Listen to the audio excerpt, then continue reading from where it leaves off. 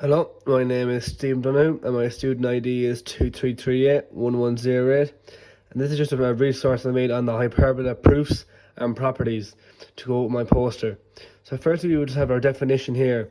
So basically the hyperbola is a set of points where the difference of the distances to two fixed points is constant. So this would be the PF1 minus PF2 equals our 2A. Here is a little sketch of a hyperbola, asymptotes and a few focal points, and I'll just explain it now. So basically the relationship between the A, B and C, so our C squared is equal to A squared plus B squared.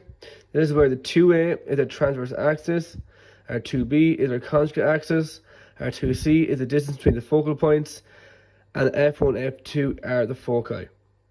The equation, so using the distance formula and the focus property, we use x squared all over a squared minus y squared all over b squared, which is equal to 1.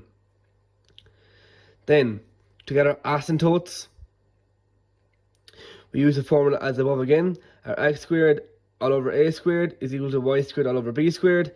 Therefore, it is equal to y is equal to plus or minus bax.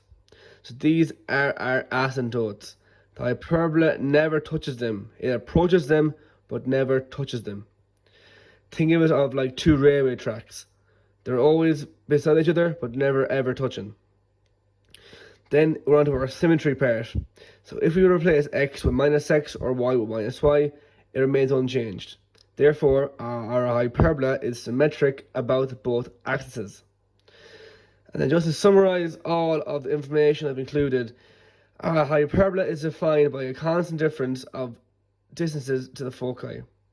This basically leads it to its equation, its asymptotes, and its symmetry.